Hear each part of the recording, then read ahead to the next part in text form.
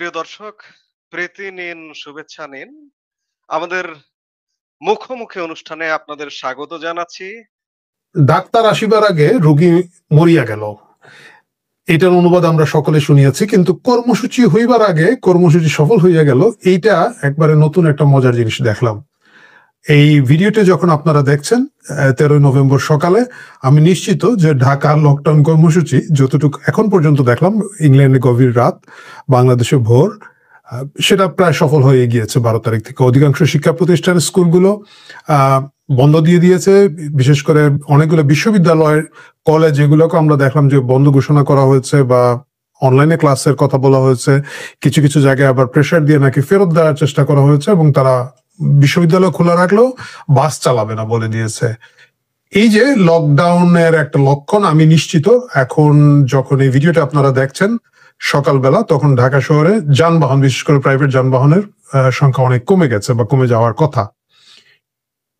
এইটা কেন ঘটলো? মানে আওয়ামী লীগ হঠাৎ করে ক্ষমতাচ্যুতির মাত্র কিছুদিন পরে, যেখানে অনেক বড় বড় কুতুবরা বলেছিলেন যে আওয়ামী লীগের লাগতে 20 বছর লাগবে, পুরো আওয়ামী লীগ লাগতে 100 বছর লাগবে, এর মধ্যে পালিয়ে যাবে, এই হবে সেই হবে, সেই আওয়ামী লীগ যাদের দলীয় নেতা কর্মীর একেবারে মানে ছত্রখান অবস্থা, হয় জেলার মধ্যে নাইলে পালিয়ে আছে দেশ এবং দেশের বাইরে, তারা একটা কর্মসূচি ডাকলো এবং সেই কর্মসূচিকে ঘিরে এইরকম একটা ভয়াল অবস্থা তৈরি করে এই যে প্রোগ্রামটা সাকসেস হয়ে গেল। ভাই, স্বীকার করতে হবে এটা হয়ে গেছে, এটা আমরা কেউ চাই নাই, কিন্তু হয়ে গেছে, এটা সাকসেসফুল হয়ে গেল। এটার পিছনে আসলে কার সাফল্য? কাকে আমরা এর জন্য অভিনন্দন জানাবো? আমরা কি আওয়ামী লীগকে অভিনন্দন জানাবো? আমরা কি আওয়ামী লীগের নেতা কর্মীদেরকে অভিনন্দন জানাবো? আমি নিজে মনে করি যে আওয়ামী লীগের নেতা কর্মীদেরকে এখানে অভিনন্দন জানানোর কোনোই দরকার নাই। এই অভিনন্দন পুরোটা পাবেন ডক্টর মোহাম্মদ ইউনূস, পুরোটা পাবেন তার যে ল্যাংবোর্ড সাগরেদ গণ আছেন, তার যে অথর্ব উপদেষ্টাগুলো সরকারের ভিতরে আছে, তার যে জিঘাংসা প্রেমী ফার রাইটিস্ট গ্রুপ যেগুলারে তিনি রাস্তায় ছেড়ে দিয়েছেন, খেপা কুত্তার মতো ঘুরে বেড়াচ্ছে এবং বিভিন্ন জায়গায় চাঁদাবাজি, জুলুমবাজি, ডাকাতি করে বেড়াচ্ছে, এদেরকে নিতে হবে। কারণ গণপ্রতিরোধ, জনপ্রতিরোধ ছাড়া কোনো ধরনের রাজনৈতিক কর্মসূচিকে আপনি আটকে রাখতে পারবেন না। কিন্তু এইবার যেটা দেখলাম আমি, আমার কাছে মনে হয়েছে, যতটুকু সোশ্যাল মিডিয়া এবং অন্যান্য যোগাযোগ মাধ্যমে আমার ব্যক্তিগত যোগাযোগের মাধ্যমে দেখলাম যে মানুষজন এক ধরনের এই মুডে চলে গেছে যে ভালো হয়েছে তুই মারা খা। মানে এই মারা খাটা ইউনূস এবং ইউনূসের সাগ্রাদদের উপরে দেওয়ার জন্য পাবলিক বসা। এবং আপনারা দেখবেন একেবারে উগ্র ফার রাইটিস্ট গ্রুপের কিছু লোকজন, তারা মানে জামাত শিবির সহ, তারা তাদের লাঠি সোটা এবং ক্রিকেট ব্যাট, ক্রিকেট বল নিয়ে রাস্তায় টহল দিয়ে বেড়াচ্ছে। কারে মারতেছে, কারে ধরতেছে, আওয়ামী লীগ রাস্তাতেই নাই, তো তুমি কারে করতেছো? কিন্তু ওরাই বরঞ্চ ত্রাস তৈরি করছে। আর দ্বিতীয় হচ্ছে আমাদের ফুকলাদে তো ফুকলা বাবুতা আপনারা চিনেন না? স্বরাষ্ট্র কি যেন একটা উপদেষ্টা আছে আমাদের। ভাই, এই লোকরে আল্লাহ বানাইছে ওয়ান পিস, মাশাল্লাহ মাশাল্লাহ। যাই হোক, উনি যেভাবে একটু বলছে কি যেন এটা বলে, খুব মজার উচ্চারণ করে বলে, উনার উচ্চারণ আমার চেয়েও খারাপ। যাকগে, হয়তো উচ্চারণ খারাপ হলে আমিও একদিন স্বরাষ্ট্র উপদেষ্টা হইতে পারবো। তো যে কথা বলছিলাম, উনি যে আশঙ্কা উনি বলেছে যে আশঙ্কা করা যাবে না, কোনো আশঙ্কা নাই। কিন্তু আশঙ্কা নাই বলার পরে উনি যেভাবে ফর্দ দিয়েছে যে কিভাবে থাকবে, এই সেনাবাহিনী 50 ভাগ উঠে গেছে, এই সব কোনো কথা না, সব আছে, আর্মি, বিডিআর, নৌবাহিনী, বিমান বাহিনী, আনসার বাহিনী, পুলিশ বাহিনী, গ্রাম দারোগা বাহিনী, গ্রাম পুলিশ বাহিনী, আর কি বাহিনী আছে, মব বাহিনী তো আছেই। আমি যাই না ভাই, ওই যে ফেসবুকে একজন লেখছে যে নেটো মোতায়েন করা ছাড়া তো সবই মোতায়েন হয়ে গেছে। এই সবকিছু মিলিয়ে এই সরকারের সাজ রবে আসলে 13 নভেম্বর বেশি আলোচিত হয়ে গেল এবং 13 নভেম্বর অনেক বেশি সাকসেস পেয়ে গেল। আমার একটা ধারণা ছিল যে ইভেন গতকালকার একটা ভিডিওতে আমি বলেছি যে এটা খুব একটা পাত্তা পাবে না, কিন্তু আমরা দেখলাম যে ভালোই পাত্তা পেয়েছে। এখানে কিছু জিনিস আওয়ামী লীগের নেতাকর্মীরা বেশ সাহসের সাথে করেছেন, যদিও তারা বলবেন যে তারা করেন নাই, আমার ধারণা তারা করেছেন। বিভিন্ন জায়গায় ইভেন কি টিএসসির ভেতরে, যেখানে এই একটা প্রামাণ্য চিত্র প্রদর্শন করছিল আমাদের ফারুকি ভাই, বাই দ্য ওয়ে, ফারুকের একটা শনিবার বিকেল আওয়ামী লীগ আটকে রাখছিল না সিনেমাটা, এই সিনেমাটা এখন আর দেখি বের হয় না, বুঝলাম না, এখন তো নিজে মালিক। ওটা কি বেশি খারাপ হয়েছিল ফারুকি ভাই? আচ্ছা, খারাপ হইলে বাদ দেন, মানে আপনাদের চেহারা দেখতে দেখতে আরো এর চেয়ে খারাপ জিনিস যদি আবার দেখতে হয়, বাদ দেন, ওই মুভি পরে বেরোবে। যাই হোক, আপনার যে মুভি এখন করতেছেন লাইভ মুভি, ওইটাই করতে থাকেন। যে কথায় যাচ্ছিলাম, তো টিএসসি তে ওনারা ওই সিনেমা দেখাচ্ছিল, ওইখানের মধ্যে গিয়ে ককটেল মেরে দিয়েছে। এবং ঢাকা বিশ্ববিদ্যালয়ের বেশ কিছু অনুষদে আমি দেখলাম যে ছাত্রলীগ তালা মেরে দিয়েছে। এর বাইরে বিভিন্ন জায়গায় হামলা হয়েছে, বাসগুলোতে হামলা হয়েছে, একজন মারা গিয়েছেন, আমি তার আত্মার রুহের মাগফিরাত কামনা করি। এই যে টোটাল একটা ঘটনা, একটা প্যানিক যেটা তৈরি হওয়ার কথা ছিল, সেই প্যানিকটা সরকারের বাড়াবাড়ি এবং সরকারের কারণে হলো এক। দ্বিতীয় হচ্ছে, এটার মাধ্যমে প্রমাণিত হয়ে গেল সরকারের জনভিত্তিক খুবই দুর্বল, এবং তাদের এই তথাকথিত কিছু লাঠিয়াল, এবং এই লাঠিয়াল গুলো খুব বেশি না, কিন্তু আমি বিভিন্ন জায়গায় দেখলাম 4-5 জন করে লাঠি সোটা নিয়ে ঘুরে বেড়াচ্ছে।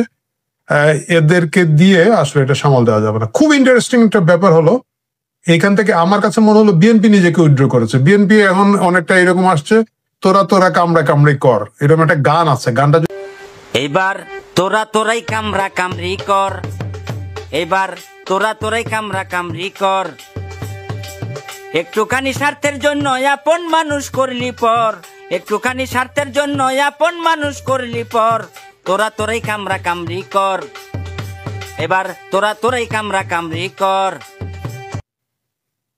যে কথা বলছিলাম, তারেক রহমান বলেছেন বাংলা সিনেমার সেই পুলিশের মতো লাস্টে ভিলেন এবং যে মারামারি করার পরে আপনারা কেউ আইন শৃঙ্খলা নিজের হাতে তুলে নেবেন না। পরিষ্কার সিগন্যাল, বিএনপি এই খেলার মধ্যে আসবে না। বিএনপি এখন আর ডক্টর ইউনূসের লাঠিয়াল হিসেবে ব্যবহৃত হতে চাচ্ছে না আপাতত, এবং সেটা যদি না হয়, আমরা দেখতে চাই যে ডক্টর ইউনূস কিভাবে এই পরিস্থিতি সামাল দেন। কারণ আজকের এই প্রোগ্রামের পর আমার কাছে যেটা মনে হয়েছে, সামনে শীতের সিজন আসতেছে এবং আওয়ামী লীগ অনেক বেশি কর্মসূচি এরকম দিবে, এবং এইসব কর্মসূচি দেওয়া তো খুব সহজ। এগুলো রেজাল্ট যতই খারাপ হোক ভালো হোক, দেওয়া সহজ। অনলাইনে ডেকে দিলেই হইলো।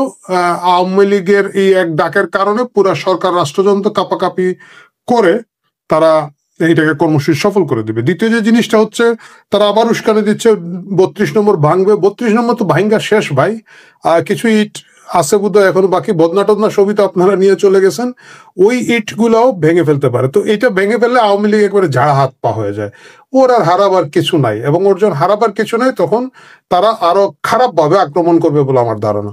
কারণ আমি একটা জিনিস সিগনিফিকেন্টলি দেখলাম যে গ্রামীণ ব্যাংকের 2টো কার্যালয় কোথায় কোথায় যেন মফস্বলে পুড়িয়ে দেওয়া হয়েছে। গ্রামীণ ব্যাংকের আমি যতটুকু জানি 2648টা শাখা ছিল, সেটা আমি কোভিড সময়কালীনকার সময়ে পত্রিকা পড়েছেন। 2648টা না 68টা শাখা ছিল, যাই হোক 2500 ধরেন, 2500 শাখা আছে সারা বাংলাদেশের মধ্যে 2টা পড়িয়েছে। বাকি সবগুলো শাখা ব্রাঞ্চ অফিসগুলো কিন্তু সারা বাংলাদেশে অরক্ষিত। এগুলোর নিরাপত্তা এখন ঝুঁকির মুখে পড়ে যাবে। এই ধরনের আরো বিভিন্ন জায়গায় সকল উপদেষ্টাদের ব্যবসা বাণিজ্য এনজিও আছে, এবং এদের সকলেরই এনজিও বিভিন্ন জায়গায় আছে। এই সব জায়গায় যদি হামলা হওয়া শুরু হয়, তাহলে আপনার আর কতটা 32 নম্বর ভাঙবেন? 32 নম্বর ভাঙার পরে তো আর 33 নম্বর, 34 নম্বর, 35 নম্বর বলে কিছু নাই। সুতরাং এই ভাঙ্গাভাঙ্গির জায়গাটা থেকে কিভাবে বের হয়ে আসা যায়, এই মুখোমুখি অবস্থা, এই সন্ত্রাসের বদলা পাল্টা সন্ত্রাস, লাল সন্ত্রাস, সবুজ সন্ত্রাস এবং ইউনূস সন্ত্রাস, এই সব মব সন্ত্রাস, এই সব সন্ত্রাস থেকে কিভাবে বের হয়ে আসা যায়, এটার দিকে এখন আমার মনে হয় সকলেরই নজর দেওয়া উচিত, এবং কোনো একটা অবস্থা এবং উপায় বের করা উচিত যাতে করে এই পরিস্থিতিটা শান্ত হয়ে ওঠে। কারণ বাঙালি হিসাবে, বাংলাদেশি হিসাবে আমাদের দুর্ভাগ্য হচ্ছে আমরা কখনোই খুব বেশি দিন শান্তিতে থাকতে পারি নাই।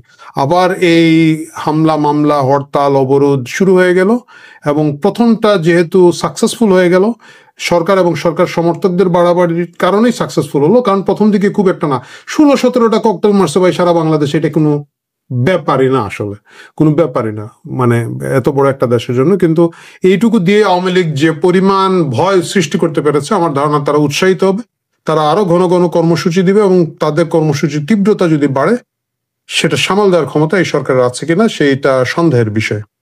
দেখা যাক। প্রিয় দর্শক, আমরা সকলে চাই দেশটা শান্তি হোক, আমরা সকলে চাই দেশে শান্তি ফিরে আসুক। সাধারণ মানুষ যারা আমার আপনার মতো নির্বিষ মানুষ, যাদের বলা ছাড়া আসলে কিছু করার নেই, আমরা বলতে পারি, আমরা আবেদন রাখতে পারি, আমরা দোয়া করতে পারি, এর বেশি কিছু করার নাই। বাংলাদেশের শান্তি হোক এবং সকল অপশক্তি থেকে বাংলাদেশ মুক্ত হোক, এটাই কামনা। অভিনন্দন এবং শুভেচ্ছা যে আপনারা আমাদেরকে দেখছেন, আমাদের কথা শুনছেন এবং আমাদেরকে সাবস্ক্রাইব করে জীবিত রেখেছেন। এই মুহূর্তে আমি এই ভিডিও করার একটাই কারণ, সেটা হচ্ছে যে আগামীকাল লকডাউন শুরু 13 তারিখ। তবে আজকে সারাদিনে যেভাবে ঢাকা শহরের অলিগলি রাস্তাঘাট খালি হয়ে গিয়েছে, এটা হচ্ছে যে প্রচন্ড জনসমর্থনের কারণে। আজকে আমি এতক্ষণ পর্যন্ত যে খবরগুলো নিয়েছি, আজকে সারাদিনও ঢাকা সিটির 98% স্কুল কলেজ মাদ্রাসা বন্ধ ছিল।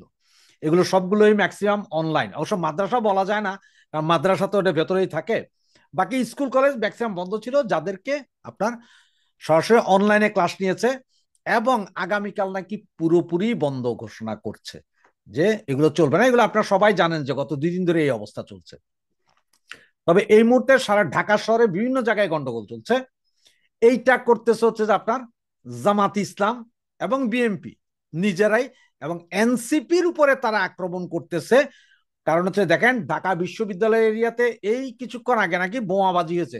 তো সে বোমাবাজি তো আওয়ামী লীগ করে, কারণ ঢাকা ইউনিভার্সিটি তো জামাতের দখলে। তাহলে এটা কে করেছে ভাই? এটা তো জামাত ইসলাম করেছে। দেখেন, গতকালকে এনসিপির অফিসে যখন হামলা চালায়, সেখান থেকে ছাত্রলীগ বলে একজনের ধরে, পরে জানা যায় যে সেটা জামাত ইসলাম। তার মানে হচ্ছে যে অস্ত্র শস্ত্র গোলা বারুদ সবকিছু দিয়ে জামাত ইসলামী রাস্তায় নেমে এসেছে, এবং এইটা করে তারা একটা ভীতির সঞ্চার করতে চাচ্ছে। প্রকারান্তরে আমাদের ক্ষতি নেই, আমাদের লাভই হচ্ছে, কারণ তোরা ভীতি করা, আমাদের লকডাউন তো পালন হয়ে যাচ্ছে। আর আমাদের সাথে বাংলাদেশ আওয়ামী লীগের সাথে এবং দেশের আপামর জনসাধারণই আজকে দাঁড়িয়েছে। আমি কিছুক্ষণ আগে ঢাকা বিভাগের 2-3টা কাউন্টারে কথা বলেছি বাসের, ওরা বলছে যে ওরা বাস চালাবে না কালকে। বাংলাদেশ পরিবহন সংস্থার একজনের সাথে কথা বললাম, ওই ভদ্রলোকও বলেছে যে ওরা বাস ছাড়বে না, কারণ কেউ রিস্ক নিতে চাচ্ছে না। পুলিশ, প্রচুর পুলিশ আছে, বিডিআর আছে, তবে ওদের যে মনোভাব যে কালকে ওরা কোনো অ্যাগ্রেসিভনেস দেখাবে না যতক্ষণ পর্যন্ত না তাদের দিকে কিছু আসে। তবে হ্যাঁ, একটা কথা পরিষ্কার আপনাদের বলি, আমাদের আগামীকালের শান্তিপূর্ণ কোনো মিছিল মিটিং এ যদি ওরা আমাদেরকে বাধা দিতে আসে, আমরাও তাদেরকে ছাড়বো না। সোজা কথা হচ্ছে যে এইটা। আর আমার ভাই বোন, আপনারা যে যেখানেই আছেন ঢাকা সিটির, সকলে আজকের রাতটুকু একটু সাবধানে থাকেন, কারণ সব জায়গায় পুলিশ এখন রেড দিচ্ছে, হোটেলে, বাড়িতে, অমুকে, মেসে, এগুলোতে রেড দিচ্ছে। একটু সাবধানে থাকেন। কালকে ভোরে সবাই যথা নিয়মে যথা সময়ে মজা করতে করতে রাস্তায় বের হবেন। আপনাদের মনে আছে লকডাউন যখন এর আগে দিয়েছিল 2020-এ কোভিড এর সময়, তখন লকডাউনটা কি জিনিস এইটা দেখার জন্য পাবলিক নামতেন।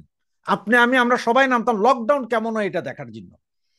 ঠিক আমাদের প্ল্যানটাও থাকবে আগামীকাল, আমরা লকডাউন কেমন হয় সেটা দেখার জন্য নামবো। কিন্তু যেখানেই আমাদের একটা মিছিলের জয় বাংলা স্লোগান শুরু হবে, সেইখানে আমরা সব এক হয়ে যাব। তবে এটা মনে রাখবেন, হাতের কাছে কিছু না কিছু রাখতেই হবে, এগুলো ছাড়া যাবে না। আর এই যে আজকে যারা, যে বা যাহারা গ্রামীণ ব্যাংকের ভিতরে আগুন জ্বালিয়ে দিয়েছেন, তাদেরকে আমি জানাই আমার স্যালুট। বাংলাদেশে গ্রামীণ ব্যাংক, গ্রামীণ মোবাইল, গ্রামীণ টেলিফোন, গ্রামীণের কোনো কিছুই থাকবে না। কোনো কুত্তার নাম যদি গ্রামীণ হয়, সেটাও বাংলাদেশের মাটিতে থাকবে না। নো গ্রামীণ, নো গ্রামীণ, মানে গ্রামীণ, ডাক্তার ইউনূসের ছায়া যেখানে আছে, সেই ছায়াও ধ্বংস হয়ে যাইতে হবে, কোনো কিছুই থাকবে না। এবং আপনি একটা কথা মনে রাখেন, আগামীকালের এই আন্দোলনই আমাদের শেষ না। যদি কালকে কোনো ঘটনা ঘটে, যদি কালকে কোনো হত্যাকাণ্ড ঘটে, তাহলে এটা মনে রাখবেন যে রোববার থেকে বাংলাদেশের জনগণই লাগাতার হরতালের ডাক দিয়ে দিবে, এটা একদম শিওর থাকে। এবং দেখেন, আজকে থেকে অলরেডি ঢাকা সিটি খালি। ঢাকা সিটি খালি মানে কি জানেন? ঢাকা শহরের ম্যাক্সিমাম লোক বেরোয় চলে গেছে গ্রামে গঞ্জে। তার মানে হচ্ছে তারাও জানে যে আর কাজ হবে না, ইউনূস তার গদি আর রক্ষা করতে পারবে না। কালকে দুপুরবেলা উনি জাতির উদ্দেশ্যে ভাষণ দিবেন, আর সেই ভাষণ শোনার জন্য, আরে ভাই, তাইলে সেই ভাষণ শোনার জন্য তুই অফিস আদালত বন্ধ করে দে, নাহলে দুপুরবেলা তোমার ভাষণ কে শুনবে? কেউ তো শুনবে না। এমনও যে আবার যে হারামজাদার হয়তো পালানোর একটা ধান্দা, সে হয়তো একটা ইমোশনাল ড্রামা করতে পারে। এই দিকে চোখ রাখেন। আমি আমার আওয়ামী পরিবারের যেসব ভাই বোন যারা কালকে নামবেন, সবাই ওয়েল প্রোটেকশন নিয়ে নামেন। তার মানে আমার একটা ভাইকেও যদি কেউ ধরে, বাকিরা পালাবো না, প্রয়োজনে মইরা যাব, এই অবস্থা করে নামেন। এটা মনে রাখেন, একের বোঝা যেটা একজন যেটা বোঝা মনে করে, 10 জনের জন্য সেটা বোঝা না। তার মানে আমরা যদি 10 জন 15 জন 20 জন যদি বুক ফুলে দাঁড়াইয়া যায় না, এইসব সন্ত্রাসী যারা ওই যে জামাত আর বিএনপি একটাও সামনে আসবে না। আর এনসিপি ওগুলো তো নাই, তারপরে দুই একটা কুকুর বিড়াল যদি সামনে পড়া যায়, সেগুলারে কি করতে হবে আপনারা জানেন। ওই যে কেলানি আছে না, কেলানি, একটু কেলানি দিয়া ওগুলাকে পুলিশের হাতে দেওয়া দেয়, কেলানি দিয়া সোজা চান্দে পাঠাই দিবেন।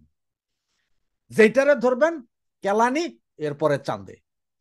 ওকে, রাতের বেলা, আজকে রাত একটু সাবধানে থাকেন, কালকে দিন থেকে প্রচুর, এবং যে যেখানে যেভাবে পারেন আজকে রাতও যা যা করা উচিত বলে আমরা মনে করি, বা যা যা করলে এই লকডাউন আমরা সফল হবে, সেটা আজকে রাতের ভিতরেও করেন, যেইখানে যেইভাবে যেই অবস্থায় সফল করেন।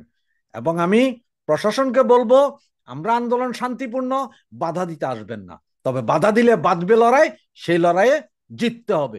এটি হচ্ছে আমাদের মূল কথা। জয় বাংলা, জয় বঙ্গবন্ধু।